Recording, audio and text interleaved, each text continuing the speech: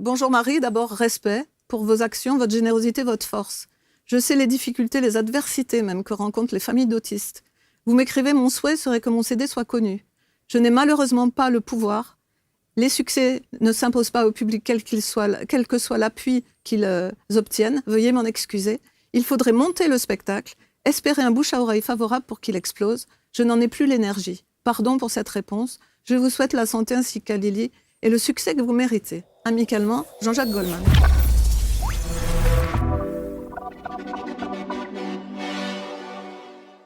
Vous rêvez d'une vie plus épanouie et harmonieuse? Et si la solution était dans les couleurs qui vous entourent? ABC Talk vous propose de découvrir les secrets du pouvoir des couleurs avec Marianne Sauzé, architecte d'intérieur et designer depuis plus de 30 ans. Dans cette masterclass exclusive, elle vous révèle sa méthode unique, la Color Décothérapie. Plus de 7000 personnes ont déjà expérimenté cette approche révolutionnaire et en ont constaté les bienfaits. Pour assister à la masterclass Le mystère des couleurs, cliquez sur le lien en haut à droite de l'écran ou en description. Chers amis, bienvenue, merci d'être avec nous. Voici une nouvelle rencontre avec mon invité qui vient de Toulouse, la Ville Rose, évidemment. Et c'est Marie Bardot qui est installée sur les canapés. Bonjour Marie. Bonjour. Merci d'être avec nous, je suis ravi de vous accueillir. Que c'est compliqué de vous mettre dans des cases. C'est vrai. Oui, bah oui. Quand j'ai lu votre fiche de prod, je me suis dit, mais par où allons-nous commencer? Il y a évidemment des étapes clés dans votre vie, incontestablement. Mais quand on regarde, vous êtes médium, énergéticienne, thérapeute, chanteuse, auteure, conférencière, productrice de musique et de spectacle, poète, peintre. Et enseignante. Et enseignante. Vous l'êtes toujours enseignante? Bah oui. Ouais. Oui. Et donc, ce mélange des genres? C'est pas un mélange des genres, c'est que chaque être humain, c'est comme un diamant, il a des facettes. Après, on les développe ou pas, on travaille ou pas. Il y a des gens, ils vont se satisfaire d'une chose. Et moi, je travaille tout le temps, beaucoup, parce que j'ai été éduquée comme ça. Donc, c'est pas très étrange. Il y a plein de gens qui sont multidimensionnels aussi. Et moi, ça m'est tombé dessus aussi pour certaines choses spirituelles. Donc, j'ai accueilli ça avec bienveillance et avec gratitude. Bon, et on verra ce qui s'est passé dans cette fameuse année de 1994. Mais de tout ce que j'ai énuméré là, qui êtes-vous réellement le plus? C'est la même chose. Je suis Bien tout sûr, à la fois. Vous êtes tout à la fois. Oui. Mais si vous deviez, quelle est l'approche principale? Je suis Sunbird. Ça y est, voilà. Là, on a mis direct les pieds dans le plat. Alors bon, on va commencer évidemment par là pour raconter votre vie et votre parcours de vie, parce qu'en 94, il se passe un truc dans votre vie. Et cette révélation que vous avez, cette apparition que vous avez, et où on vous dit, tu es Sunbird. Alors ça se passe comme ça. Au départ, je suis professeure d'anglais-français. Donc un métier très carré, voilà. Ensuite, je vais à Toulouse, je suis chef de projet à la sécurité sociale. Je forme les cadres et les agents de la sécurité sociale.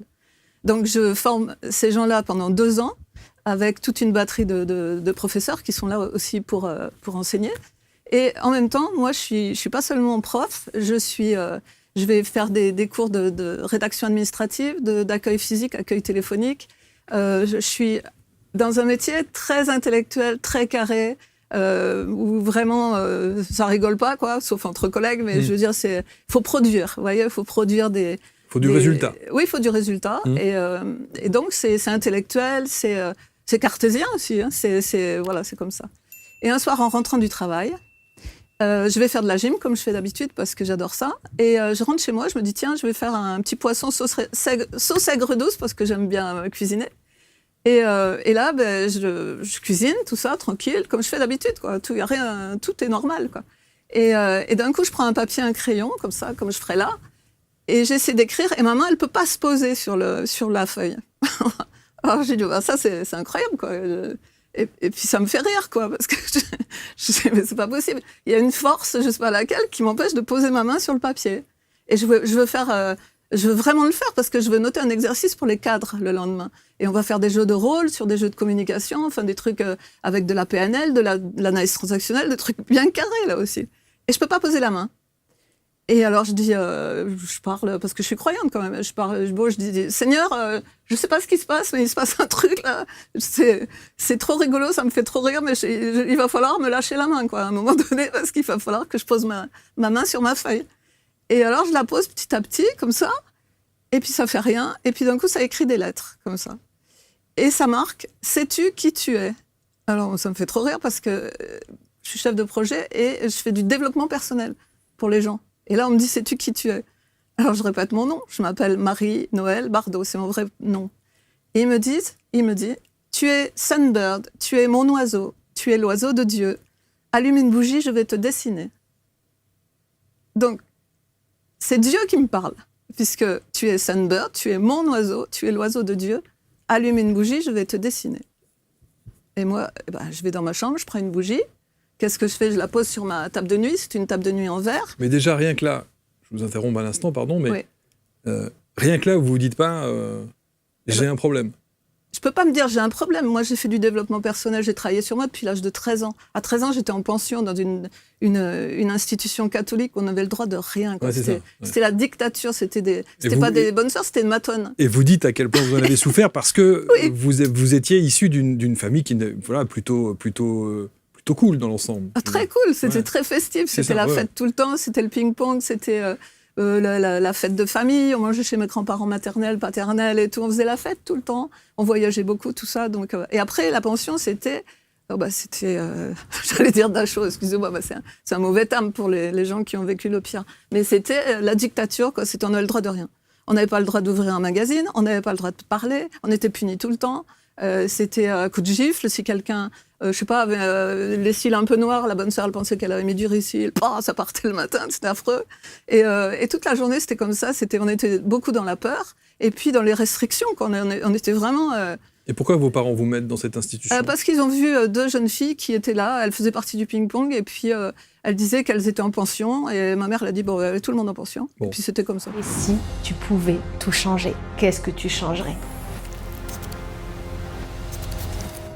C'est la question que j'ai envie de te poser aujourd'hui. Parce que tu sais, bien souvent dans nos vies, on pense vouloir quelque chose. On pense vouloir atteindre un but. On pense être empêché par la vie et des environnements extérieurs, alors que finalement, on ne sait pas vraiment qui on est et on ne sait pas vraiment où on veut aller. On se met des objectifs, des paliers, et puis lorsqu'on y arrive, on est déçu. Ça paraît pas aussi bien que ce qu'on avait imaginé. La vérité, c'est que tous ces obstacles et cette réalité que tu te projettes autour de toi, qui ne te paraît pas être si terrible souvent, elle est filtrée par ça. Elle est filtrée et contrôlée par plein de fils invisibles et de chaînes qui sont là depuis ton enfance, peut-être même depuis avant, et qui t'empêchent littéralement de voir la vie telle qu'elle est et de te voir tel que tu es. Elle te donne une histoire, une sensation de cheminer et de ne pas être en contrôle. Mais en fait, à l'intérieur de toi, il y a plein de petites choses qui te contrôlent au quotidien. Ces petites choses qui te contrôlent te font voir la vie d'une certaine façon, te font prendre des décisions qui ne sont pas tout le temps les bonnes et t'éloignent de ton chemin. Elles t'éloignent de ce que ton cœur vibre, de ce que ton âme veut vraiment et de ce pourquoi tu es venu sur cette terre. Je te propose en mai et en juin 2026 de vivre une série d'expériences immersives, de pratiques avec moi durant 1h30, de pratiques pour venir lever le voile. On va plonger à l'intérieur de toi grâce à différents outils puissants dont l'hypnose. On va venir plonger pour voir ce que tu veux cacher, voir ce qui t'est caché, voir là où tu en es et ce que tu veux vraiment au fond de toi. Et surtout, on va avancer et transformer ce qui est déjà présent. Tu verras qu'en changeant depuis l'intérieur, tu vas pouvoir transformer ton monde extérieur. Après cette soirée, plus rien ne sera comme avant, j'en suis sûre. Alors, si tu le désires, dès maintenant, je t'invite à réserver ta place pour l'une des villes de France durant lesquelles je viendrai te rencontrer. J'espère que tu es prêt, que tu es prête. Et je te repose la question une dernière fois. Et si tu pouvais tout changer?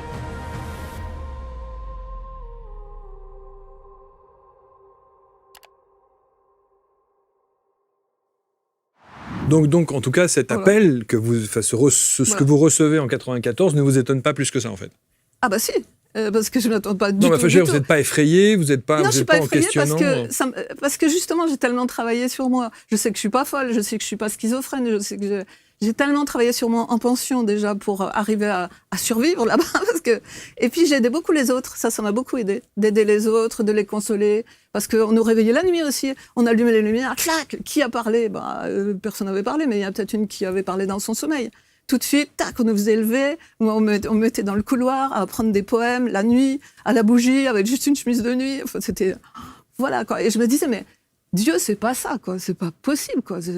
Et là, ça m'a fait prendre conscience qu'il y avait une différence entre Dieu, la Vierge Marie, Jésus, tout ce que j'avais appris au catéchisme. Petite, c'était joli. Les anges gardiens, les rois mages, tout ça, c'était super joli. Et puis d'un coup, là, j'étais en situation, carrément immergée dans ce monde catholique. Et là, mais vraiment, ça marchait à la schlag, quoi. Ça marchait à coups de gifle, ça marchait à coups de punition, c'était comme ça. Donc, ça m'a fait faire la différence entre Dieu et la religion. Dans la religion, je veux dire, dans les gens qui sont censés représenter Dieu sur terre, mais qui n'ont pas l'esprit, quoi. Parce que ces femmes-là, rien ne les empêchait de nous faire une petite caresse, d'être gentilles avec nous, je sais pas, d'être agréable, d'être humaine, quoi. Et c'était pas le cas. Donc là, déjà, ça m'a fait faire la différence entre Dieu et la religion. Et quand j'ai eu cet appel, alors peut-être c'est subconscient, mais qu'est-ce que ça m'a fait plaisir, quoi. Vous voyez, comprenez. C'est pour ça que j'ai pas douté, d'une part, parce que j'allais juste écrire pour faire un truc très carré, encore une fois très cartésien pour les cadres de la Sécu. Et d'un autre côté, je me suis dit, waouh, enfin de la magie, quoi. Parce que... Donc vous vous demandez d'où vient ce Sunbird, d'où vient ce nom et pourquoi Sunbird? Oui, alors on me l'explique, parce que moi, dans mon caractère, j'ai quelque chose de très, très cartésien comme les scientifiques. Et cet appel, il a tenu compte de ma personnalité, à chaque fois. C'est-à-dire que on m'explique que je suis Sunbird, donc pour ceux qui n'ont pas fait d'anglais, soleil, l'oiseau du soleil, la colombe. Et tout de suite après, quand j'allume la bougie, il y a un grand cercle de lumière qui se forme autour de moi, déjà, c'est magnifique, donc je suis waouh. Et puis, il y a une odeur de rose, du parfum de la rose. Donc, c'est féerique en même temps. Je pense que, quelque part en moi, il y a quelque chose qui se disait « Ah, enfin, quelque chose de joli, quoi. » Et de divin. Mais du vrai divin, pas des humains qui salissent des fois, comme on le voit actuellement des fois. Et quand j'allume ma bougie, la cire, elle commence à fondre. Alors, je vous ai mis une photo. Il y a une première aile qui est dessinée. Je ne sais pas que c'est une aile au départ. C'est un trait de cire. Ensuite, un deuxième, un troisième, un quatrième, un froufrou de cire. C'est ça? Et voilà. Et en fait, ça fait des colombes. Voilà. Ça fait des colombes et j'en aurai 700 en tout. À chaque fois que j'allumerai une bougie, parce que ça m'amuse trop quand même. Parce que 700, vous en avez? Bah oui, parce que je suis au spectacle, quoi. Je me dis, c'est magique, quoi. Chaque fois que j'allume une bougie, clac, ça fait une colombe. Bah, j'ai envie d'en refaire, quoi, évidemment. Voilà, je suis comme avec le Père Noël, quoi. Je suis une petite fille, là, à ce moment-là. Je regarde et je suis dans la gratitude absolue, quoi. Et après, j'ai plein de messages qui me viennent. On me dit, pareil, Dieu, parce que c'est Dieu qui me parle, voilà, puisqu'il s'est annoncé comme ça. Tu es mon oiseau, tu es l'oiseau de Dieu, voilà. J'ai aucune raison de douter, puisqu'il m'arrive des choses que je ne maîtrise pas. Moi, si j'allume ma bougie, moi, je ne sais pas faire une colombe. Vous non plus. Bon, ben là, ça fait des colombes, voilà. Donc, ça remet les choses en place. On n'est pas dans l'ego, là, on est dans l'acceptation de quelque chose qui nous dépasse, voilà. Et ensuite, je reçois un deuxième message, quelques semaines après, peut-être pour tester ma foi, voir si j'y crois encore. On me dit, je vais te dessiner ta voûte céleste. Et là, je suis chez moi et je regarde partout. Je me dis, voûte céleste. Donc, céleste, Dieu. Bon, et céleste, ça veut dire le ciel. Donc, j'ouvre ma fenêtre et je regarde dans le ciel et je vois rien. Et pendant 1 jour, 2 jours, 3 jours, rien. Je me dis, voûte céleste. Je dis, je sais pas. Faut m'éclairer, je sais pas ce que c'est. Et puis un jour, je me lève le matin pour aller travailler. Comme d'habitude, je fais ma vie normale. Hein. Je ne dis rien à personne, je fais ma vie normale. Et j'ouvre ma fenêtre et dans le carreau de ma fenêtre, il y a une ellipse, comme ça. Et à l'intérieur, il y a le bec, l'aile et le corps de la colombe. Et on me dit, voilà, tu as trouvé ta voûte céleste. Merci. Voilà, je dis merci, moi. Je vais au supermarché, incroyable ça. Je fais mes courses et il y a des plumes qui me tombent de je ne sais pas où. Alors, pourtant, il n'y a pas de trou dans le plafond ni quoi que ce soit. J'ai plein de plumes dans les mains et je les partage avec les gens. Et les gens, ils disent, c'est incroyable et tout. Bah, je dis, je sais pas, il m'arrive des choses incroyables en ce moment. Vous croyez en Dieu? Je leur dis. Il y en a un qui me disent oui, d'autres non. Bah, je dis, c'est Dieu. Qu'est-ce que vous voulez que je dise? Je sais pas expliquer. Ensuite, je regarde ma feuille parce que je veux pas en oublier. Après, on me dit, on va te faire la fête des oiseaux rieurs et des nuages cotonneux. C'est joli comme message. Mais je dis... des oiseaux rieurs et des nuages cotonneux. Mais ces messages-là, vous les avez en clairaudience? En clairaudience et en écriture automatique. En écriture automatique. Alors, je spécifie un truc, c'est qu'à cette époque-là, j'habite rue de la Garonnette et j'habite une petite maison qui est réservée aux scientifiques. Et tout le bâtiment derrière est réservé qu'aux scientifiques. Et moi, je l'ai eu par un copain qui est anesthésiste. Donc, toutes mes expériences de Dieu, je les ai au milieu de gens avec qui je fais la fête d'habitude et qui sont tous médecins, psychologues, infirmiers, vétérinaires, ORL, tout ça, que des scientifiques. Et je leur fais partager ça. Et ils disent, mais ils disent rien, quoi. Parce qu'il y en a qui croient pas en Dieu, d'autres qui croient, et ils disent, mais c'est incroyable, quoi. C'est fou, quoi. Et quand on me dit, je vais te faire la fête des oiseaux rieurs et des nuages cotonneux, j'appelle 2-3 copains qui sont ophtalmo, chirurgiens, tout ça, je dis, voilà, j'ai reçu ce message, et ils attendent avec moi. On regarde le ciel tous ensemble. Et on attend 1 heure, 2 heures, rien. Toujours, on me fait toujours attendre, ça c'est le truc. Et au bout d'un moment, il y a plein de nuages de toutes les couleurs qui arrivent comme ça, et des milliers d'oiseaux, comme on voit des fois le soir, les étourneaux qui tournent. Et ça fait que des couleurs chatoyantes dans le ciel et des cris incroyables, comme dans le message. Voilà. Donc ça, c'est encore une fois ça. Après, j'ai plein de colombes dans le ciel qui apparaissent comme ça, avec des nuages. Dieu se sert des nuages pour me dessiner des colombes. J'en ai partout sur ma route. Et quand je vais au boulot, j'ai un sourire jusque-là, parce que je me dis, ouais, je sais pas ce qui m'arrive, mais c'est trop bien, quoi. Et après, on m'amène, pareil, on me dit, on va te montrer un peu plus qui tu es. OK. Donc je me laisse faire, moi, je me laisse guider, parce que je suis qui pour dire non à tout ça? C'est tellement incroyable. Je suis rien par rapport à tout ça. Je veux pas dire, oh, c'est quoi ces conneries? On me montre tellement de choses, les gens autour de moi sont témoins, donc je ne peux que croire à ce qui m'arrive, puisque c'est physiquement palpable, en tout cas. Et on me dit d'aller aux Jacobins. Alors les Jacobins, moi je suis à Toulouse depuis pas longtemps, depuis 91, et là on est en 94. Je suis jamais allée aux Jacobins, à l'église des Jacobins. C'est une église avec un cloître, magnifique. Et on me dit, on va te montrer encore une fois qui tu es. Pareil, je fais le cloître 2 fois, 3 fois, je sais pas regarder, quoi. Je dis qui tu es, j'en sais rien. Je regarde des statues, je regarde des trucs, et je vais dans l'église, et j'ai un grand frisson. Et là, ça va être le signal. À chaque fois que Dieu veut me connecter, j'ai un grand frisson et un point, comme quelqu'un qui me pince au niveau du cou ou de l'épaule.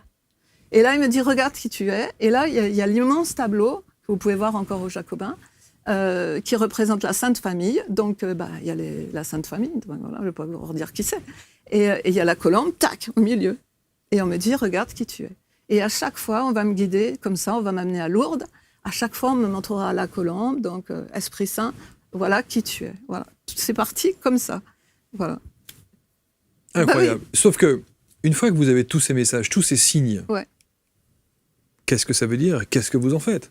Eh bien, alors là, votre cap, Dieu me dit, dans tes vies antérieures, on me parle de vie antérieure. Moi, à l'époque, je ne connais rien du tout à tout ça. Rien, mais rien du tout. Donc, on me dit, dans tes vies antérieures, donc, tu as beaucoup soigné, tu as beaucoup aidé, tu étais très, très spirituelle, très haute au niveau spirituel. Et est-ce que tu acceptes de reprendre ce rôle aujourd'hui? Je dis oui. Il faut dire non. Alors que tout ce qui m'arrive de magique, évidemment que oui. En plus, moi, je suis d'un tempérament à aider les autres, soigner les autres. Je suis tout le temps là pour tout le monde. J'ai le gyrophare allumé en permanence. Mais ça, tous mes copains peuvent vous le dire, c'est comme ça depuis que je suis petite. Et je suis trop contente, quoi. En plus, à la Sécu, ils voient que j'ai quelque chose de différent. Et des fois, je leur en parle un petit peu. Ils me disent, c'est trop bien, ça nous donne de la lumière à nous aussi, de voir qu'il n'y a pas que la matière, quoi. Parce qu'ils sont sur les feuilles de maladie toute la journée. Et donc, pour le coup, vous vous sentez investi de quelque chose? Ah oui, je suis contente d'être ça. Je suis contente d'être Sunbird à ce moment-là. Oui, bien sûr, bien sûr. Et on me dit, tu vas pouvoir soigner à partir de maintenant. Donc, je demande un peu quand même. Je dis, soigner comment? On me dit, par imposition des mains, parce que tu avais ça dans tes vies antérieures, mais c'est que le début. Est-ce que tu l'acceptes? Je dis oui. Je dis oui à tout, moi. Oui, je dis, parce que ça me dépasse et que je trouve ça génial, quoi. Peut-être que j'étais dans un monde déjà bien pesant, parce que l'administration, l'éducation nationale, j'ai adoré, mais quand même, c'est pas... Oui. On plane pas. C'est pas l'euphorie. Non, voilà. Non, bon. C'est sûr. Et là, ça me faisait quand même une dimension ça me faisait respirer quelque chose, ça me faisait... voilà, quoi. C'était bien, quoi. Et le soir même, voilà pourquoi j'aime mon expérience, c'est que j'ai toujours eu la preuve que ce que je recevais, c'était pas une hallucination, j'étais pas mythomane, j'étais pas folle alliée, c'était vérifiable immédiatement. Le soir même, qu'on me dit que j'ai des pouvoirs pour soigner les gens, mon voisin, qui faisait de la varap et tout, se fait mal à l'épaule et à la jambe. Et il vient comme il vient d'habitude, quoi. Salut Marie, ça va? Ouais, mais pourquoi tu boites? Ah, je me suis fait mal et tout. Il me dit, je viens, je vais m'imposer. Tu sais soigner, toi? Je dis, ouais. Comme ça, quoi. Ouais, mais c'est ma foi qui a fait que. Et donc, j'impose les mains, et tout de suite, il est guéri. On rigole, quoi. On dit, oh, waouh. Et ils m'envoient tout le quartier après. Donc, mes premières expériences, c'est de soigner les scientifiques. C'est pas banal, ça, quand même. Parce que si ces scientifiques, qui étaient mes amis aussi, me disaient, mais t'es timbrée, ma pauvre fille, mais peut-être j'aurais eu moins confiance aussi. Peut-être ça m'aurait cassé dès le départ. Mais là, c'est des scientifiques, c'est des gens qui m'aiment bien en plus, mais qui veulent pas non plus me dire ça existe pour me faire plaisir. C'est parce qu'ils le voient. Quand ils ont mal quelque part, je commence par des choses simples au début. J'ai quelqu'un qui a mal à la jambe, quelqu'un qui a mal à l'épaule, quelqu'un qui a des douleurs, un torticolis. Voilà, ça marche tout de suite. Et il y a l'ophtalmo qui vient, l'ORL, tout le monde vient parce qu'ils sont dans leur boulot, ils sont tellement fatigués quoi, que des fois ils ont mal partout. Quand ils sont en train d'opérer pendant 6 heures, ils ont mal partout. Et donc je soigne des scientifiques. Donc ça me donne confiance encore une fois. Voilà, c'est comme ça que je doute jamais en fait. Et l'origine du nom Sunbird? Sunbird, c'est soleil, colombe. Oui, la colombe. Mais, d'accord. La colombe, parce qu'on me montre à chaque fois qui est la colombe dans la chrétienté, mais dans d'autres religions aussi. La colombe, c'est universel. C'est comme les anges. Donc, c'est l'amour, c'est la paix, mais c'est aussi l'Esprit Saint, c'est aussi soigner, c'est plein de choses. Donc, on me montre tout ça. Voilà. C'est évidemment toujours très, très étonnant. Et c'est vrai, en plus, ça suscite aussi beaucoup de questionnements, d'interrogations. Moi, je dis toujours, je ne porte jamais de jugement sur ce que les gens me disent, mais je trouve que vous avez beaucoup de courage. Merci. Que de venir comme ça, parce qu'on pourrait se poser la question, quel est l'intérêt de le dire comme ça, haut et fort? Juste montrer que ça existe et qu'actuellement, à la télé et partout, on ne montre que des choses vraiment glauques, noires. C'est sombre, les gens peinent. Moi, je les ai parce que je soigne plus comme avant maintenant. Après, on m'a fait monter en gamme à chaque fois que j'ai dit oui à quelque chose. Mais là, c'est pour donner un petit peu d'espoir, un petit peu de lumière, peut-être réhabiliter aussi le sens du sacré, que ça existe, et que ça peut vous tomber dessus. Comme moi, ça m'est tombé dessus, je ne m'attendais pas du tout, quoi. C'était comme ça. Et ça ne faisait que commencer, parce qu'après, on m'annonce un truc incroyable aussi, c'est que dans 2 ans, donc on est en 95, là, début 95, on me dit dans 2 ans, tu seras maman d'une jeune fille autiste, elle s'appellera Lily. Vous avez toutes ces informations à ce moment-là, vous les recevez avec autant de précision. Ah oui. Et tout ça en écriture automatique? Automatique. Ok. Donc, qu'est-ce que je fais? On est en 95.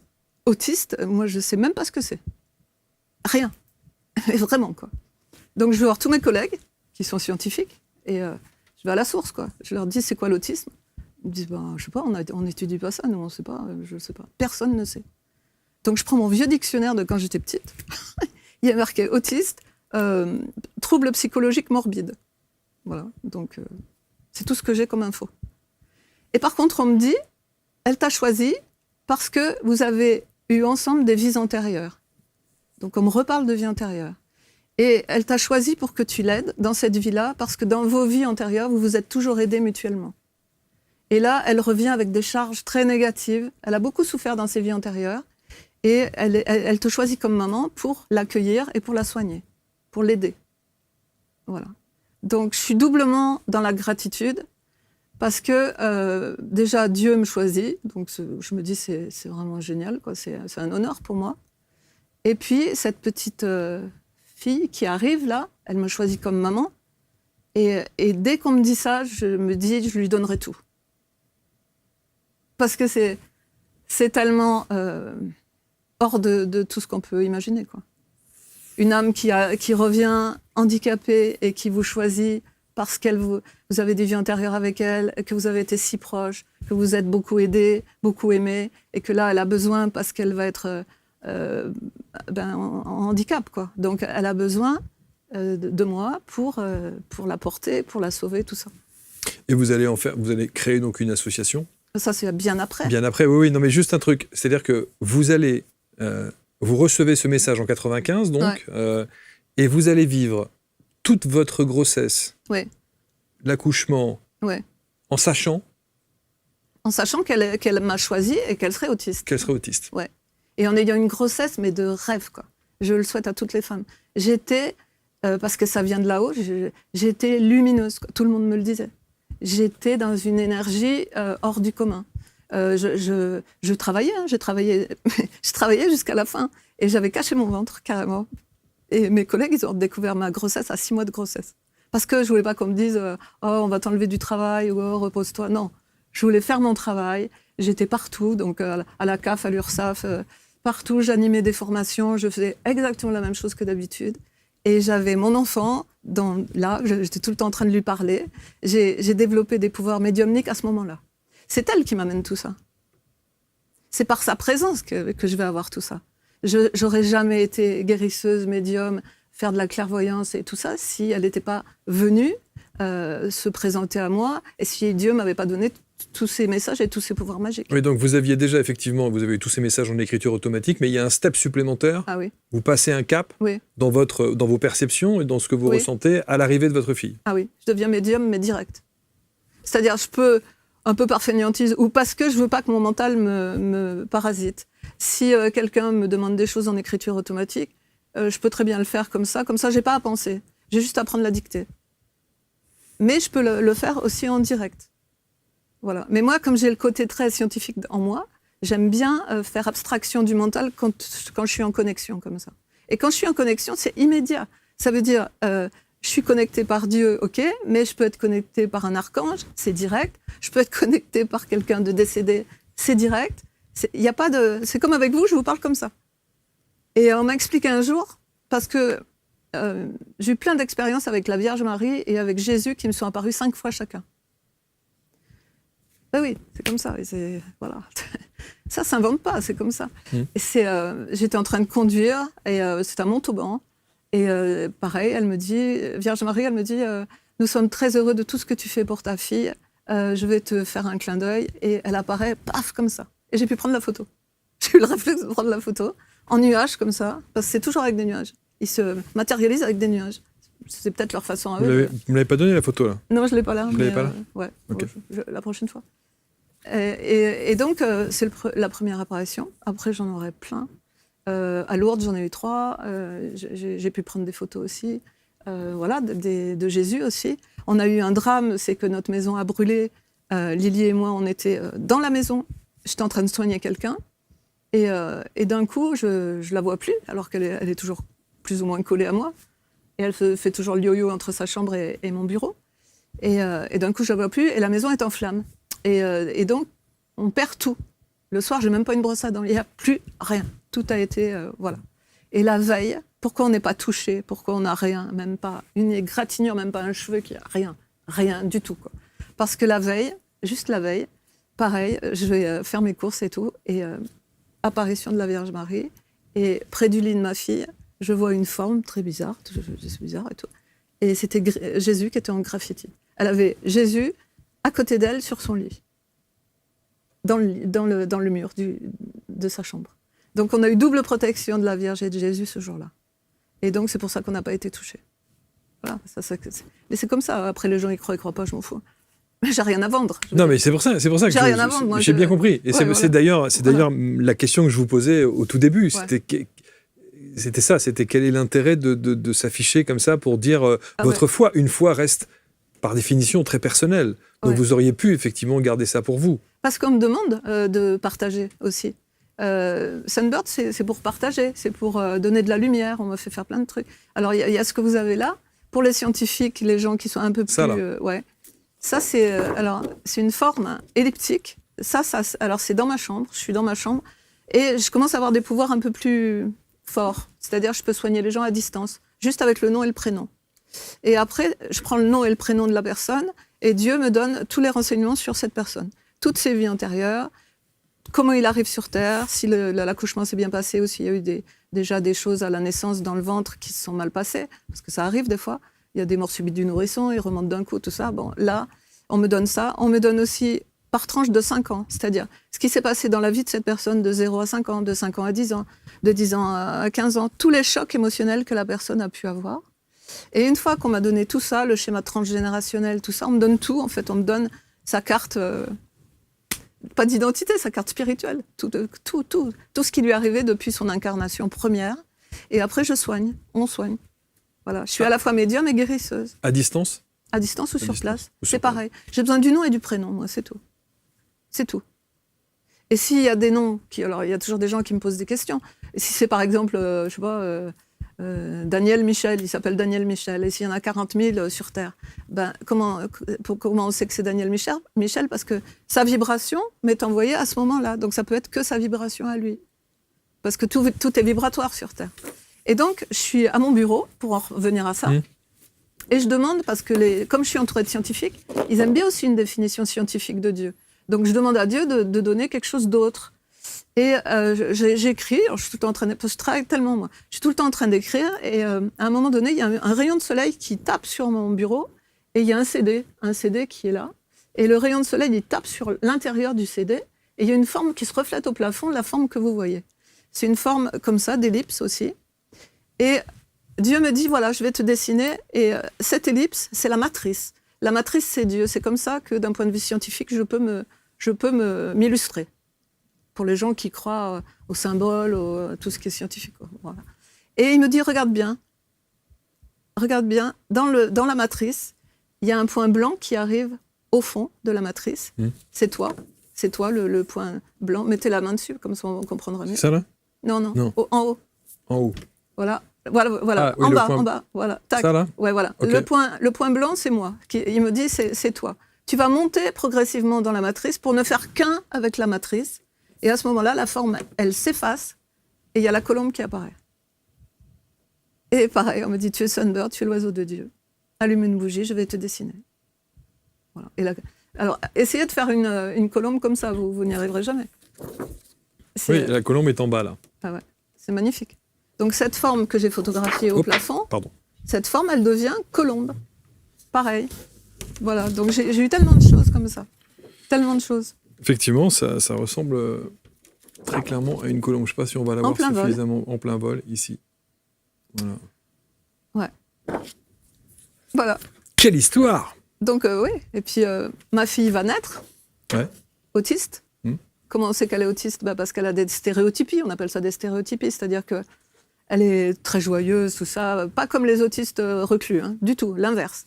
C'est une boule de lumière. Elle est rigolote, elle est espiègle, elle grimpe partout. Elle est géniale, quoi.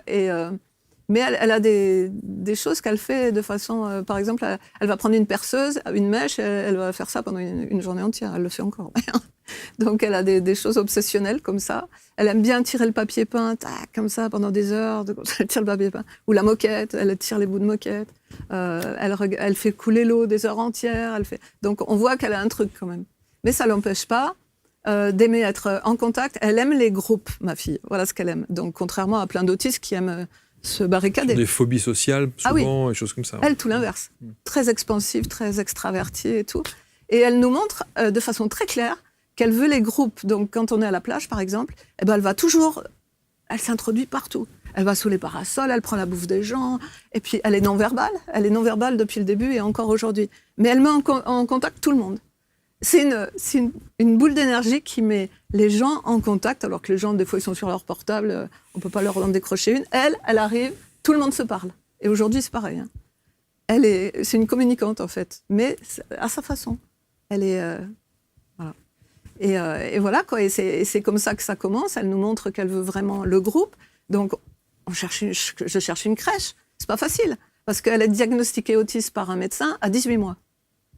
On est, encore une fois, avant les années 2000. Déjà, en 2025, aujourd'hui, l'autisme, c'est le parent pauvre. Hein. Pour placer son enfant en institution, tout ça, c'est la galère. Tous les jours, j'ai des gens au téléphone qui pleurent, qui veulent en finir parce qu'ils n'ont pas de place pour leur enfant à l'école, ni en institut médico-éducatif, ni nulle part. Et là, à cette époque-là, c'est encore pire, quoi. Et quand même, je trouve une crèche à Grenade, et elle est accueillie, mais vraiment avec une gentillesse, une bienveillance incroyable. Elle se mêle aux autres petits-enfants, elle a 3-4 ans. Elle fait tout comme eux. Elle commence à apprendre les apprentissages. Elle va même sur le pot 2-3 fois. Enfin, elle commence vraiment à faire comme les autres, à sa façon, mais même si elle ne parle pas. Et à la fin de la crèche, il y a eu un truc qui s'est passé, mais qui ne l'a pas empêché, qui ne l'a pas pénalisé, c'est qu'on lui fait le BCG. Et moi, j'ai eu tous mes vaccins, je n'ai jamais eu de problème. Tous mes copains, ils ont eu leur vaccin, ils n'ont jamais eu rien. Et elle convulse et on est obligé de la mettre dans un coma artificiel après le BCG.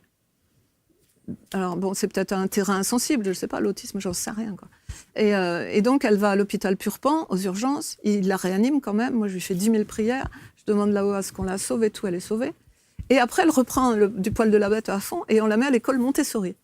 Et l'école Montessori, c'est sa chance absolue parce que c'est une école bilingue, parce que c'est les enfants de la jet set un peu qui vont là-dedans. Vous voyez, c'est les enfants d'Airbus. Donc, c'est très protégé, c'est très cocooning. On la prend vraiment dans ce qu'elle est, avec sa personnalité, avec son handicap. Ils font le maximum pour elle, quoi, mais vraiment. Quoi. Ils se forment même à la méthode ABA avec moi, la méthode PEX pour lui faire avec des choses avec des imageries, tout ça. Elle est comme un coq en pâte, ça c'est génial. Quoi. Et ils peuvent l'apprendre, mais que jusqu'à l'âge de 6-7 ans, parce qu'après c'est fini. Après, il faut aller à l'école Montessori de Toulouse. Et là, elle aurait une vie différente que ce qu'elle a eu, parce qu'elle aurait été protégée. Et ça s'est mal passé parce que son père voulait pas qu'elle y aille, donc il n'était pas pour Montessori, pas très pour Montessori. Donc j'ai dit ok, un peu la mort dans l'âme parce que je savais que là-bas elle serait mieux. Mais bon, j'ai plié et puis elle est allée à l'école du village. À l'école du village, c'est une école normale, une école une maternelle. Elle est très très bien accueillie par les autres enfants. Elle n'est pas scolarisée parce qu'on se dit quand même handicapée, on va la socialiser, ouais. Donc, on la prend un petit peu 2-3 matinées par semaine, pas plus. Et ça se passe super bien. Les maîtresses sont adorables avec elle et c'est la mascotte. Les enfants, quand ils la voient arriver, ils hurlent « les ». Mais c'est incroyable, quoi. Elle fédère tout le monde parce qu'elle est blonde aux yeux bleus, elle est magnifique. Elle ne parle pas. Alors là, ils se disent « mais qu'est-ce que c'est que ça, quoi ?» Un gosse qui ne parle pas pour des enfants qui sont en maternelle, c'est l'attraction. Tout le monde va vers elle. Tout le monde va essayer de la faire parler. Et elle va être la copine de tout le monde. Voilà, donc ça plaît aux maîtresses, un peu moins à la directrice. Et au bout d'un moment, dans une classe autre, supérieure, ça commence à poser problème. Parce que déjà, elle est hyper aimée par tout le monde, ça ne lui plaît pas trop. Et qu'en plus, comme elle ne développe toujours pas le langage, elle ne saura pas lire, elle ne saura pas écrire.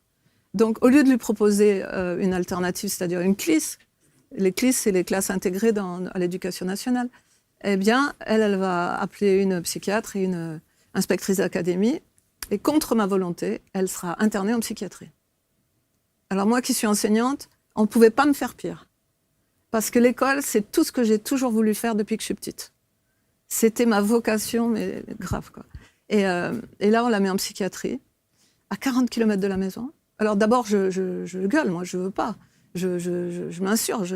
Et on me fait passer devant une commission où il y a 26 personnes comme ça en arc de cercle, comme un tribunal. Et personne qui me parle, ils ont tous la tête baissée comme ça. Et c'est l'inspectrice d'académie qui mène la scène, là, et ça marche à la baguette, et personne n'ose l'interrompre. Et elle me dit « Madame, de quel droit obligeriez-vous l'éducation nationale à supporter votre fille alors qu'elle est handicapée ?» Enfin, c'est une honte totale, donc je pleure, je crie, je la défends quand même, mais... il n'y en a pas un qui va me donner raison sur les 26. Elle manipule tout le monde. Et pourtant, il y a des gens de tous les bords. Il y a la sécurité sociale qui est à ma gauche et il y a l'éducation nationale. Je me dis, je suis de la maison, ils vont me défendre. Rien. Ma fille, elle est internée en psychiatrie et elle va vivre les pires années. Non, elle va vivre les pires années de sa vie. Elle va, pendant des années, pendant 8-9 ans, je ne sais plus, elle va être dans un hôpital de jour. Alors, nous l'avons... en disant « Oh, mais vous inquiétez pas, ça s'appelle l'hôpital Fleury. » Ah, puis c'est très joli, puis c'est très individualisé comme enseignement. En fait, c'est un gros bâtiment sur 3 ou 4 étages, insalubre à l'époque. Donc, je ferai passer quand même une commission. Il sera fermé au bout d'un moment, et puis réhabilité et vendu à des notaires, je crois. Mais du coup, pour en revenir justement à votre médiumnité et autres, et cet appel spirituel que vous avez, même plus... Ouais. Qu'est-ce qu'on vous dit à ce moment-là, quand vous êtes dans cette situation si problématique avec votre fille? On me dit de lutter. On me dit de lutter et de la défendre. Voilà. Et souvent, je suis dans le sacrifice quand même. Déjà, je perds mon emploi. Parce que ces gens-là, non seulement ils se permettent de déscolariser ma fille, et pour juste la prendre 2 fois 2 heures par semaine, il ne faut pas être dingue que ça, déjà. Déjà, déscolariser un enfant de 7 ans, qui n'a rien fait, hein, qui s'épanouit et tout, la mettre au milieu des fous parce qu'elle va être avec des...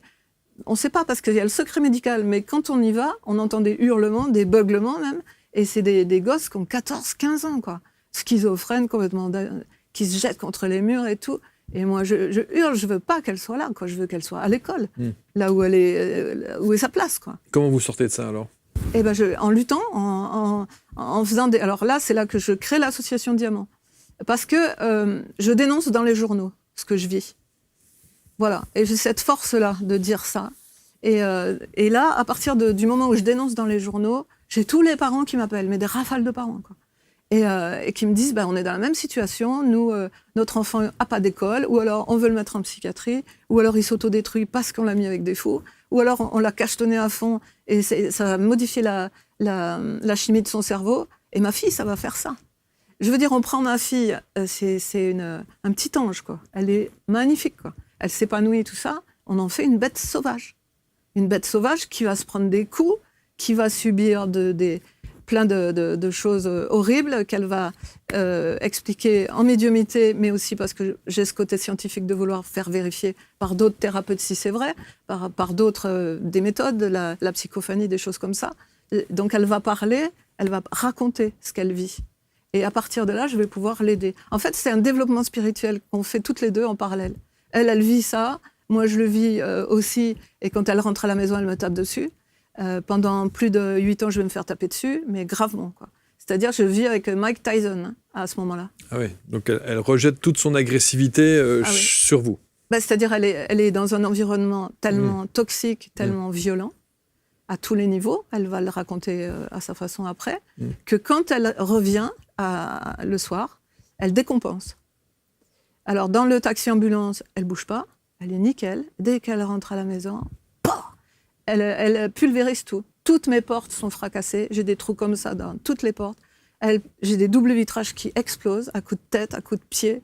Elle me pulvérise 14 pare-brises. Pareil, elle casse tout. Et moi, elle me prend, elle me jette et tout. Je passe mes journées chez le kiné, chez l'ostéo. Je suis 3 fois hospitalisée. Quand je l'amène à Lourdes une fois, parce que je me dis, ça va. Lourdes, en fait, ça m'aide à prendre de la puissance. Ça m'aide à être protégée physiquement aussi. Ça m'aide aussi dans mes soins qui sont de plus en plus forts. Mais elle, ça m'aide aussi à la secourir. Parce que dans ces moments tellement terribles, j'ai la force de lutter. J'aurais pu m'effondrer, j'aurais pu me suicider 10 fois. Hein, quand elle me frappe. Alors j'ai 2 amis, heureusement, qui m'aident. Il y a Serge, mon meilleur ami, qui vient de temps en temps, qui voit que tout est détruit dans la maison, tout est défoncé. Et donc il essaie, parce qu'il l'adore, et tout le monde l'adore, elle ne le fait pas exprès. C'est qu'on lui a mis des traitements qui la rendent dingue et elle est dans un environnement de fou où on la maltraite et on la traite de... La première chose qu'on m'a dit quand on est rentré là-bas, c'est « Votre fille n'est pas une élève, c'est une malade, madame ». Mais je dis « Madame, non ».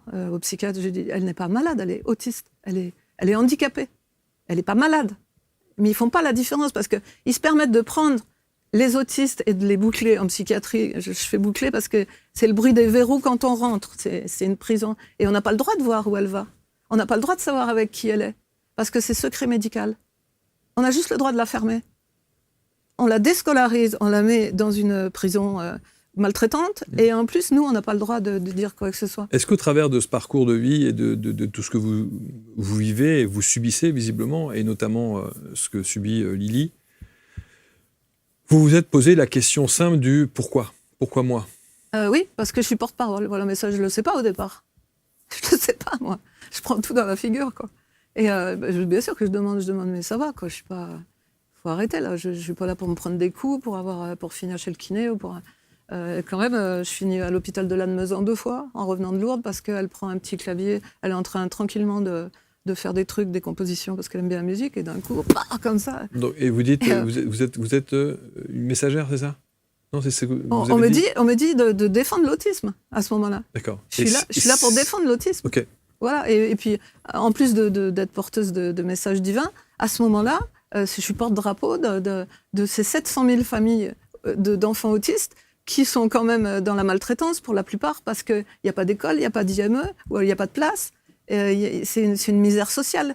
Donc les parents sont obligés, un des deux au moins, d'arrêter de travailler. Et les enfants se retrouvent dans des structures où franchement, on va les prendre à l'école, par exemple, mais on ne va pas leur offrir une scolarité comme les autres enfants. Ils ne vont pas y être 8 heures par jour. Hein. Et on va les prendre 1 heure. Voilà. Et les parents, qu'est-ce qu'ils font pendant ce temps-là ? Ils font comme moi, ils se débrouillent, avec une allocation de solidarité de 440 € par mois. Alors qu'à la Sécu, je touchais bien ma vie. J'avais une bonne paye, payée sur 14 mois avec les primes et tout ça. C'était génial. Et j'adorais mon boulot. Là, non seulement on vous vole votre enfant, parce que quand même, c'est pas vous qui avez voulu qu'il aille en psychiatrie. Au contraire, vous ne vouliez pas. Mais en plus, votre vie personnelle, on vous la brise. Parce que, bon, évidemment que c'est dur, tout le monde en bave, tout le monde ne sait plus quoi faire. Donc, il y a des divorces, évidemment. Nous, on divorce parce que au lieu de se serrer les coudes, ça part en cacahuète. Et donc, vous vivez ça en plus. En plus, vous n'avez plus d'argent. Il faut vivre avec 3 fois rien. Et il faut porter l'enfant qui est en pleine autodestruction. Et ça, comme je le vis et que je le dénonce dans les journaux, à chaque fois, je le dénonce. Parce qu'on me le demande. On me dit de parler. Parce que il y a plein de gens il y a des gens qui se suicident. Il y a des enfants qu'on perd aussi parce qu'ils sont pas traités comme ils devraient ou parce qu'on leur donne des traitements médicaux qui sont trop forts. Donc, on me demande, en fait, de défendre cette population autistique. Donc, je le fais. Voilà. Je le fais, mais dans ma chair, j'en souffre. Et est-ce que vous êtes entendu? C'est surtout ça. Ah oui, beaucoup. Parce que, oui, à fond même. Parce que même encore aujourd'hui, il n'y a pas une journée sans que j'ai 10 parents au téléphone qui me disent, bon voilà, on vient de nous dire que notre fils était autiste, qu'est-ce qu'il faut faire? Parce qu'il n'y a personne qui vient vous chercher, vous dire, ah ben voilà, alors votre fille est autiste, vous inquiétez pas, Madame Bardot, on va s'en occuper, là, on va vous mettre là, non, rien. Démerdez, hein. Ah oui, il faut apprendre ce que c'est que la MDPH, il faut apprendre ce que c'est que tous les codes de Donc l'autisme. Aujourd'hui, votre mission de vie, c'est ça? Aussi, oui. J'informe, je défends les parents.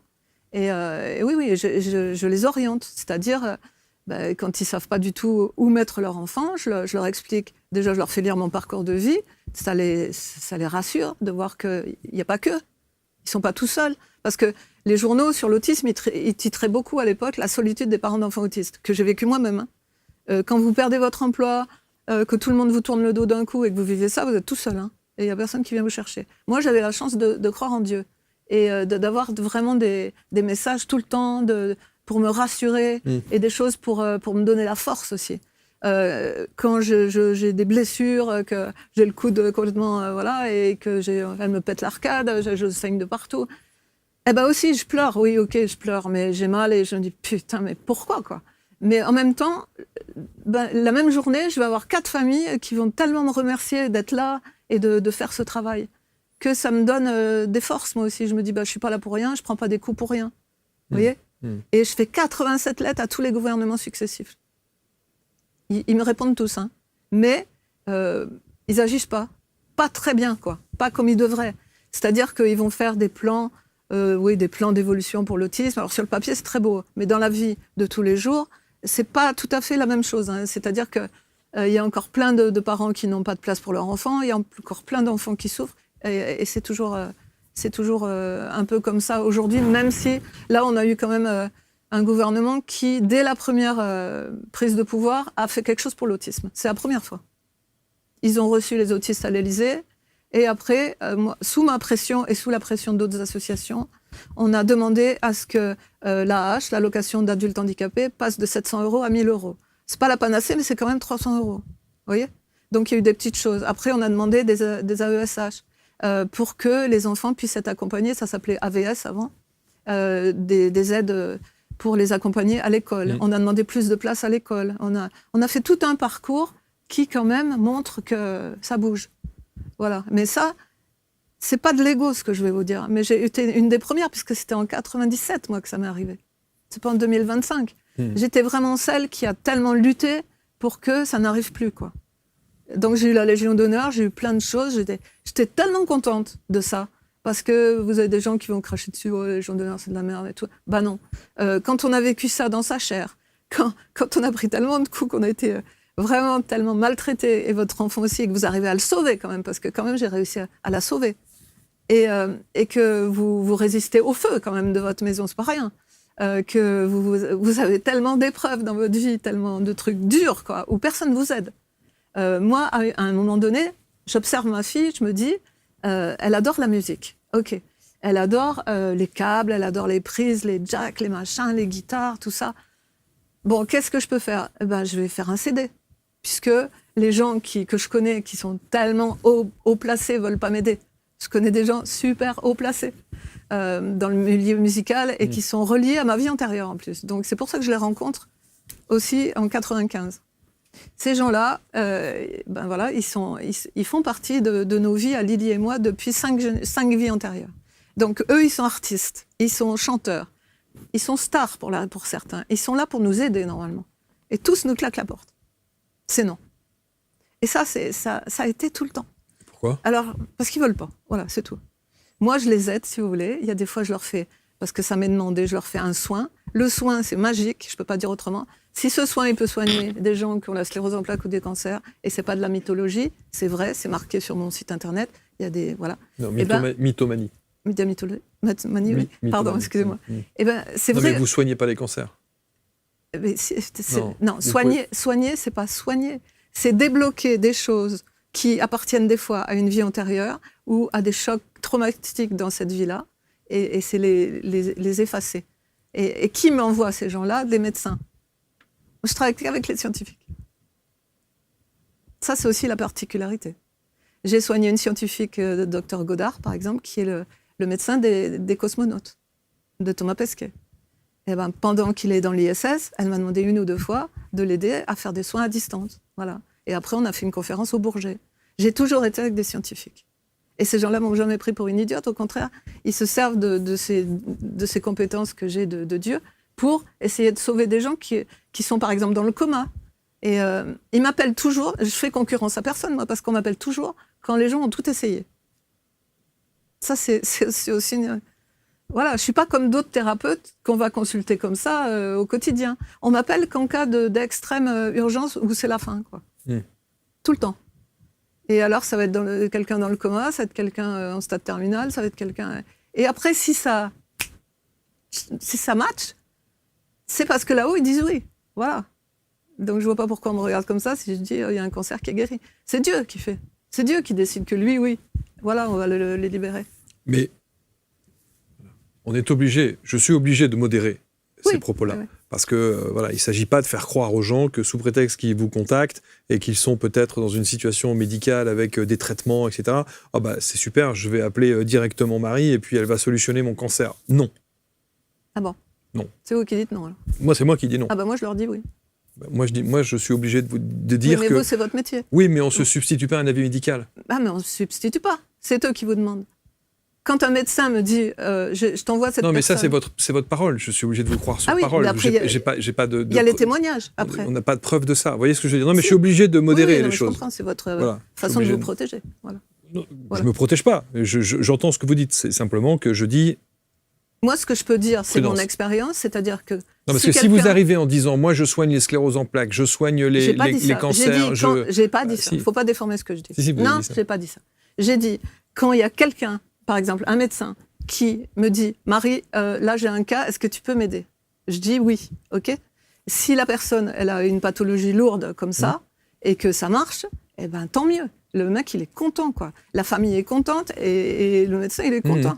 Et après, qu'est-ce que je fais ? Je les fais témoigner sur mon site internet pour montrer, parce que j'ai ce côté, encore une fois, rationnel. Je peux une illuminer. Je veux dire, quand je prends le nom et prénom de quelqu'un, quand je le soigne, et que le médecin me dit, tiens, là, incroyable, il n'y a plus rien, je dis merci mon Dieu, pour lui, parce que ça me fait plaisir pour lui, pour sa famille, et pour le médecin qui m'a fait confiance. Et après, la personne, elle note sur mon... Il y a 500 témoignages de guérison sur mon site. Et après, si on n'y croit pas, je m'en fous. J'ai rien à vendre, moi. J'ai rien à vendre. Je suis au service d'eux. Voilà, c'est tout. On croit en moi, tant mieux. On ne croit pas en moi, j'en ai rien à foutre. Mais vraiment. Parce que j'ai vécu tellement de choses, bien pire qu'on ne me croit pas. Je veux dire, dans ma famille, on ne me croit pas. J'en ai rien à foutre. Rien. Tout ce que je sais, c'est que quelqu'un qui vient... Pourquoi dans votre famille, on ne vous croit pas ? Mais parce que pour eux, je suis enseignante. Voilà, pourquoi d'un coup, je serais devenue médium et tout ça. Il y en a un ou deux qui me croient. Non, mais vous avez des témoignages partout, donc ils pourraient dire, il n'y a plus rien à dire, puisqu'il y a des témoignages vous aussi, de gens. vous me dites pareil. Ah non, mais moi, j'ai pas vu. Vous les avez pas lus, les témoignages. J'ai pas vu vos témoignages. Vous les lirez. Mais peut-être. Mais voilà, parce que ça les fait rire, parce qu'ils ne croient pas en Dieu, parce qu'ils ne croient pas en tout ça, parce qu'ils se disent, mais c'est quoi ces conneries, comment on peut devenir comme ça alors qu'elle était prof d'anglais, un métier sérieux, tout ça. Voilà, c'est pour ça que je vous dis que quoi que disent les gens, ça ne me touche pas, je m'en fous royalement. Parce que il y a des gens qui sont spirituels, d'autres qui ne le seront jamais. Vous pouvez leur montrer n'importe quoi, ils n'y croiront jamais. Je vous donne un exemple. Voilà. il y a 15 jours, je soigne quelqu'un qu'on m'envoie, un médecin encore, et qui a une embolie pulmonaire avec un caillot et une double infection des poumons. Bien, quand même, c'est pas rien, c'est pas un rhume. Hein. Bon. Voilà, je me connecte, je dis voilà, quand je dis je, c'est on. J'ai pas d'ego, moi, par rapport à ça. C'est un don que je reçois de Dieu. On soigne, la personne, elle sort le lendemain de l'hôpital. Son médecin traitant, il dit mais j'ai jamais vu ça, comment ça se fait? Ouais, j'ai vu telle personne, elle m'a fait ça, tout ça. Ah oui, voir ça, mais c'est génial, quoi. Et cette personne, je dis vous me mettez un petit mot sur mon site internet pour me dire je suis guérie, je suis trop contente. Non. Non, parce que j'y crois pas. Vous êtes guérie, vous n'y croyez pas? Non. Donc qu'est-ce que je fais, moi? Bon, j'essuie un peu une larme, je me dis putain, j'ai travaillé quand même, j'ai fait tout ce qu'il fallait, et même ça, la personne, elle voit qu'elle n'a plus rien, que le médecin lui dit vous n'avez plus rien, et quand même, elle n'y croit pas. Donc ça me renforce dans l'idée que ce que pensent les gens, je m'en fous. Mais franchement, j'en ai absolument rien à faire. Rien. Ouais. C'est comme ça. Parce que j'en ai tellement vu des choses. Et je sais tellement que ce que je fais, c'est vrai. Mais pourquoi est-ce que vous, qui êtes en permanence entouré de scientifiques, vous ne faites pas valider tout ça par le corps scientifique? Mais comment ils peuvent valider ça? Ils attestent. Ils attestent quoi? Ils attestent des résultats et de la guérison des personnes que vous avez accompagnées, visiblement. Bon, je sais pas, j'ai pas pensé à faire ça. C'est la base.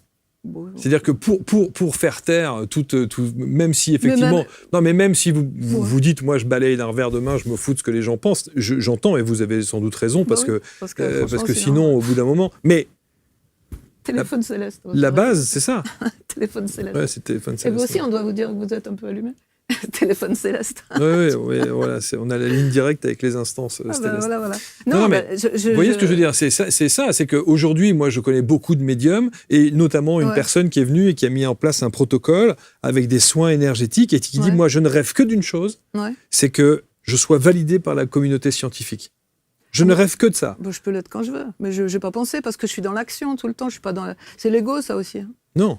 Ouais, enfin, c'est se faire reconnaître, mais est-ce que j'ai besoin de me faire reconnaître vu que c'est des médecins qui m'appellent pour me demander de l'aide? C'est toujours mieux que c'est toujours mieux que non mais ça après non mais c'est pas si je veux, c'est vous. Moi je me mets à votre place et c'est vrai que c'est pas très agréable de peut-être de lire des commentaires ou de gens, même si vous prenez ça Non mais ça m'a endurci. Je veux dire, la pension m'a endurci, mais parce que j'avais à vivre des choses très dures après, je pense. C'est pour ça que j'ai eu ce parcours avec des trucs durs, quoi. C'est pas tout le monde qui a sa maison qui a brûlé, c'est pas tout le monde qui a un enfant autiste, c'est pas tout le monde qui va se faire taper dessus, c'est pas tout le monde qui vit des choses tellement difficiles, mais qui quand même aide les autres, soigne les autres, diffuse de la lumière, fait des concerts, fait un double album pour dire j'ai fait ça à travers un double album où il y a 31 chansons qui expliquent tout le parcours du combattant.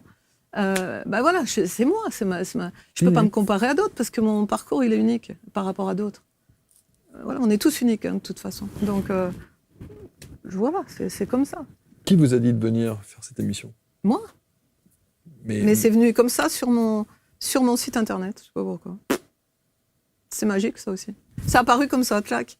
Parce que si, il y a un truc quand même, c'est que j'en avais marre. Là, j'étais dans une phase où franchement, j'en ai marre de me prendre des râteaux, quoi. J'ai eu tellement de râteaux, mais à tous les... Des râteaux. Se prendre un râteau, ça veut dire quand vous dites non. Oui, qui vous a dit non? Les gens, les médias et tout ça? Tous les gens à qui j'ai présenté mon double album, voilà, comédie musicale avec mon double album sur l'autisme où je raconte tout ça. Des gens très connus. Les derniers à qui j'ai proposé mon double album, les tout derniers, c'est Vita. Elle était passée à Fenouillet dans un centre commercial. Je dis voilà, je défends l'autisme, est-ce que vous voulez bien regarder ça? Ils répondent jamais. L'avant-dernier, c'était le père de Big Flo et Oli, parce que je connais ces musiciens. Donc, à Toulouse. Ça passe toujours de la main à la main. Donc, ça ne peut pas être perdu au milieu de 10 000 machins. Et les gens, ils répondent pas. Et alors, justement, quand vous faites cette action-là et que vous avez la possibilité de demander, vous devez demander pourquoi ça ne passe pas. Et c'est là qu'on me met chez vous. Oui, c'est ça. C'est pour ça que je suis là. Parce que j'en avais tellement marre, comme disent non, de me prendre des râteaux. J'aurais pu créer 25 Jardiland avec tous les râteaux. Je me suis fait pris. Et à bout d'un moment, j'en ai eu marre. J'ai dit, mais franchement, quoi. En plus, cet album, je vais vous dire, la moitié des chansons, je les ai eues par écriture automatique. Je suis canal, moi. Je prends les chansons par écriture automatique. On me dit, voilà, tu prends un papier, un crayon, et tu écris, et voilà. Donc après, on les met en musique et tout ça. Et à chaque fois que je le présentais à un artiste, même des artistes qui étaient censés m'aider, encore une fois, et qui à chaque fois m'envoyaient bouler, je me disais, mais il faut absolument que ça sorte, parce que ça vient de là-haut, alors aidez-moi, putain. Si vous voulez me présenter que des gens qui vont me dire non, que ça va me faire, ça va me faire mal, quoi. Et puis au bout d'un moment, j'en aurais marre de perdre mon temps. Et je m'énerve, quoi, à ce moment-là. Je dis, mais j'en ai ras-le-bol, quoi. Alors, vous vous démerdez, j'en ai marre de me prendre des râteaux. Si vous voulez vraiment que mon album sorte, vous me mettez des gens positifs, vous me mettez face à des gens qui vont comprendre mon monde aussi. Le monde divin, le monde spirituel, tout ça, pas des gens qui crachent dessus toute la journée. Et là, j'ouvre mon ordinateur et je tombe sur votre émission.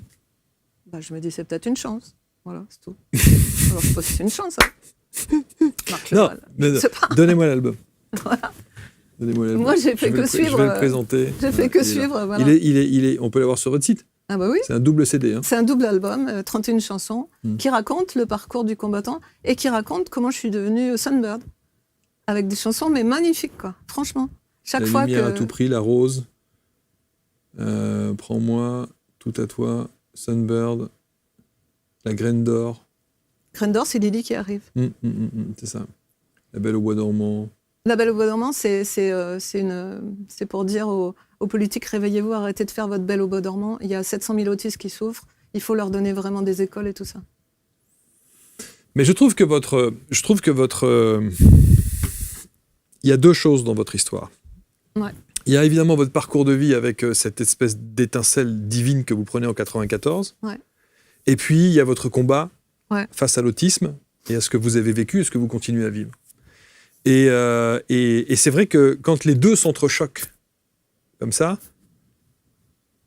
c'est pour ça qu'il faut être fort, c'est pas donné à n'importe qui. C'est pour ça que ça peut surprendre et ça peut interloquer. Vous voyez ce que je veux dire ? Ah bah oui. Et alors que si vous étiez arrivé en disant voilà, moi je veux parler de l'autisme parce que c'est mon combat, parce que voilà ce que je vis, parce que etc., sans pour autant mettre en avant nécessairement l'autre partie, voilà, qui est très personnelle pour le coup. Bon, c'est peut-être ça qui est un peu confusant. Je serais pas moi. C'est vrai aussi. Oui. Parce que tout ça, ça m'est arrivé suite à tous ces appels divins et à montrer qui est la colombe, quoi. Voilà. Donc, et c'est après qu'on m'a dit pour ma fille. Ça commence par le divin. Bien sûr, bien sûr. Ah bah oui, c'est cohérent, hein, c'est très cohérent, c'est carré. Hein. Dieu, c'est plus que carré, quoi. C'est un GPS multidimensionnel, quoi. Quand je prends le nom et le prénom de quelqu'un et qu'on me donne tout son parcours, ils savent tout de A à Z sur qui vous êtes et tout ce que vous avez à vivre, tout votre schéma d'incarnation, tout ce que vous avez à dépasser dans cette vie-là. Moi, j'ai à être porte-parole de l'autisme, j'ai aussi à transmettre mon expérience en tant que être divin. Voilà, c'est tout. Et puis, il y a des coups quand même de génie, parce que à chaque fois qu'un artiste me dit non, et que ça m'énerve, et que je me dis, mais... j'ai toujours cette force de rebondir comme un trampoline. J'ai un trampoline ambulant. Et... je ne sais pas pourquoi, mais c'est comme ça. Je prends un papier et j'écris à Jean-Jacques Goldman. Parce que je l'aime bien, c'était mon artiste préféré dans les années 80. Voilà, je connais toutes ses chansons, j'aime bien sa personnalité, tout ça. Et je ne sais pas pourquoi non plus, mais j'ai besoin de me vider, de me raconter, parce que j'écoute toujours les gens, leur misère. Mon père, il disait toujours, mais c'est le mur des lamentations chez toi. Tout le monde vient pleurer, tout le monde vient se faire consoler, tout ça. Et j'écris à Jean-Jacques Goldman et je lui raconte tout ce que je vis. Et comment je me fais rabrouer par tous les people et par tous les chanteurs et comédiens et tout ça, enfin tout le monde artistique et tout ça. Et il me répond. Je l'ai là. Et je veux lui dire merci quand même en public. Parce que grâce à lui, vous voyez, il m'envoie 4 lettres. Je peux les lire ? Ouais, vas-y, ouais. Une, pas les 4, mais choisissez-en une. Non, mais c'est pas mal, quand même. Choisissez-en une. Il me dit bonjour Marie, d'abord respect pour vos actions, votre générosité, votre force. Je sais les difficultés, les adversités même que rencontrent les familles d'autistes. Vous m'écrivez, mon souhait serait que mon CD soit connu. Je n'ai malheureusement pas le pouvoir. Les succès ne s'imposent pas au public quel que soit l'appui qu'ils obtiennent. Veuillez m'en excuser. Il faudrait monter le spectacle, espérer un bouche à oreille favorable pour qu'il explose. Je n'en ai plus l'énergie. Pardon pour cette réponse. Je vous souhaite la santé ainsi qu'à Lily et le succès que vous méritez. Amicalement, Jean-Jacques Goldman. Ouais, et ça c'est... Ouais. Alors, qu'est-ce que je fais ? je prends mon courage à deux mains. Grâce à ça, ça m'a donné l'impulsion. Et je fais ma comédie musicale. Je monte moi-même ma comédie musicale. Je n'ai pas d'argent. Je fais un prêt de 2 000 €. J'achète des costumes et je mets 110 personnes sur scène, dont des autistes. Et je fais moi-même ma comédie musicale puisque personne, absolument personne, ne veut m'aider. Obispo était censé m'aider parce que c'est lui qui était choisi dans ma route pour me tracer la route. Et moi, je lui ai donné beaucoup d'or. On appelle ça l'or quand on fait un soin à quelqu'un, pour qu'il m'ouvre et voilà. Et le père de ma fille aussi. Et à chaque fois, ils m'ont dit non, non, non et non. Si ces gens-là m'avaient dit oui, j'aurais jamais eu à galérer. Jamais. Mais ils m'ont dit non. Donc, j'ai été obligée de faire par moi-même. Et Jean-Jacques Goldman, lui, c'est quand même la gamme au-dessus, comme Obispo. Lui, il me dit oui. Il me dit, je vais pas t'aider parce que il était fatigué, il le dit pas, mais il était un peu... Voilà. Mais il me dit de monter ma comédie musicale. Donc, je le fais. Et je lui explique par lettre tout ce que je vis, comment on me claque la porte, comment on me fait du mal. Je lui explique tout ça avec Obispo, tout ça. Et il m'envoie une deuxième lettre qui dit « Bonjour Marie, j'avoue que parfois, je préférerais ne pas connaître les agissements de ce métier. Mais je sais aussi qu'il existe des gens bien, heureusement. Vos voisins en sont l'exemple, puisqu'ils vous ont aidé pendant le feu, votre incendie. » Voilà. Avec cet incendie, la vie va vous épargner. Et je vous souhaite la santé, de garder votre force exemplaire. 1000 merci pour ces anges magnifiques, parce que je lui ai fait des petits colliers pour ses filles. Il a 3 filles, je lui ai envoyé des petits anges et il était trop content. Et je lui ai fait une protection aussi. Voilà. Et après, une fois que j'ai lui fait la comédie musicale, je lui ai réécrit. En fait, je ne le connais pas personnellement, mais comme il me répondait, et que c'était le seul qui me réponde du monde artistique, j'y allais. Je lui ai envoyé mes articles de presse et je lui ai dit, voilà, j'ai fait ma comédie musicale. Vous savez ce qu'il a fait ? Déjà, pour la maison brûlée, il m'envoie cette carte où pour remplacer les disques brûlés, il m'envoie toute sa discographie, tous ses CD en cadeau. Grand maître. Grande classe. Grande classe. Franchement. Là, j'ai essuyé mes larmes et les autres people qui n'ont pas voulu m'aider, je me suis dit, allez vous faire voir, lui quand même, grande classe, quoi. Et j'ai tous ces disques collector chez moi. Donc, merci Jean-Jacques Goldman. Et quand j'ai fait mon spectacle, donc il fallait le faire ça aussi, parce que... Donc, pourquoi je le fais ça ? Parce que ma fille, elle adore être sur scène. Elle adore les lumières. Elle adore tout ce qui est dans le monde du spectacle. Donc, je le fais pour elle, encore une fois. Je le fais pour elle. Je monte 13 ateliers pédagogiques aussi, pour elle. Je fais tout pour elle, comme j'ai promis. J'ai promis, je tiens parole. Je monte ma comédie musicale, je prends 110 personnes qui n'ont jamais fait de spectacle. Il faut les driver pendant 6 mois. C'est pas rien, tous les dimanches. Et parmi eux, il y a une dizaine d'autistes, avec leur famille.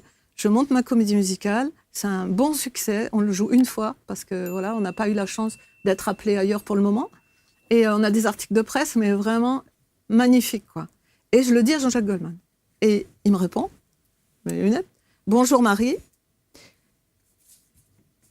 c'est le 25 décembre 24. » Ça veut dire que Jean-Jacques Goldman, le jour de Noël, il pense à moi, déjà. Non, mais c'est pas... Vous qui voulez toujours des preuves, 25 décembre 2024. Bravo Marie. Il est donc possible de déplacer des montagnes. Plus de 100 participants. C'est impressionnant. Bravo à Lily aussi, l'inspiratrice. Bonne fête, amicalement, Jean-Jacques Goldman. Et après, il me dit merci pour votre gentillesse, mais je ne peux pas accepter les cadeaux de valeur. Parce que je lui ai fait 4 petits colliers pour ses filles, avec une améthyste et tout ça. Donc, et en plus, il met à côté, elles sont trop gâtées de toute façon. C'est mignon. Vous voyez ? Eh bien, ce gars-là, ce Jean-Jacques Goldman, je peux lui dire que merci, parce que franchement, il m'a donné des ailes à un moment où tout le monde me claquait la porte. C'est sûr. Et puis, il n'était pas obligé. Ah, mais non. Très clairement. Et m'envoyer tous ses disques, et m'envoyer tout ça. Donc, voilà. Et donc, après, suite à ça, eh ben, je tombe sur ABC. Voilà. Donc, je me dis, c'est peut-être ma chance. Voilà, c'est tout. On me dit, amène ton CD. Voilà, ils ont du réseau. Donc je le fais.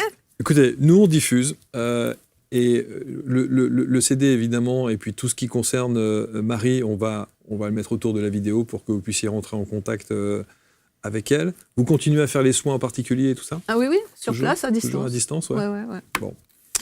Et l'album évidemment, et puis voilà, je voudrais vraiment, on va terminer là-dessus, mais je voudrais vraiment, et j'insiste encore une fois, je sais qu'évidemment, il va y avoir des réactions. Je sais qu'il y a beaucoup de gens qui vont vouloir commenter. J'incite vraiment les gens qui ont envie d'être désagréables ou qui ne sont pas suffisamment respectueux à passer leur chemin.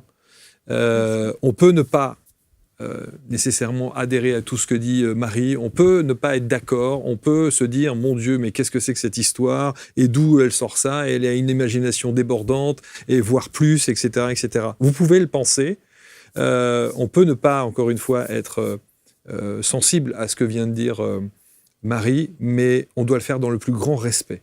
Et je vous demanderai encore une fois de ne pas avoir de commentaires désobligeants, parce qu'il peut y en avoir aussi, c'est ce que je vous ai dit avant de commencer l'émission. Et voilà, si ça ne vous parle pas, passez votre chemin, mais ne perdez pas votre temps à essayer de balancer un commentaire que je trouverais évidemment extrêmement déplacé, même si, encore une fois, on peut aussi admettre ne pas être en adéquation ou ne pas ressentir la même chose que Marie. Et pourtant, je trouve que votre combat est noble, votre combat est beau, merci. Votre combat est pour votre fille et puis pour tous les autres, évidemment les autres enfants. Hein. Vous parlez de 700 000 autistes. Il y a 700 000 autistes en France. En France, oui. Et au téléphone, j'en ai à peu près 10 par jour qui sont dans des situations tellement insupportables. Vraiment, dramatiques. Ou merci les parents, Marie. Ou un exemple, un dernier exemple. Un dernier exemple, si vous voulez. Un dernier exemple. Hier, une dame qui m'appelle, qui me dit, voilà, mon fils me frappe. Il supporte pas que je ne souris pas tout le temps. Et elle dit, je peux pas toujours comme ça. Elle est obligée de porter un masque toute la journée. Voilà. Avec un sourire.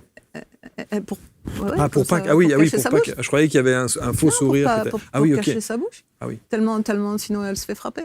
Et son gamin, il a pas d'école, il a rien. Elle est toute seule avec lui. Mais ça, c'est le quotidien. Il y a plein de gens qui sont comme ça. Donc c'est pour eux que je me bats. Or, si on se moque de moi, j'en ai absolument rien à faire. Je veux dire, moi, je vis vraiment dans le quotidien, dans la vie des gens. Voilà, quoi.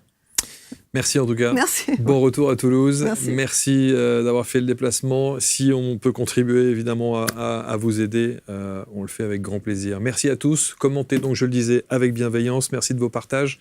Et on vous met les liens pour rentrer en contact avec l'association Diamant. Elle est à Toulouse, le siège est à Grisol, à côté. Mais je fais des soins aussi à distance. Donc, à distance, oui, bien sûr, sans problème. Et puis l'album, la comédie musicale qui est à votre... Qu'ils aillent voir le livre d'or, qu'ils aillent voir la page aussi où il y a les soins et les témoignages de guérison. Comme ça, c'est des gens qui attestent que, voilà, quoi, pour ceux qui ont besoin de preuves. Ouais. Merci à tous et on se retrouve très vite pour une prochaine rencontre. Merci.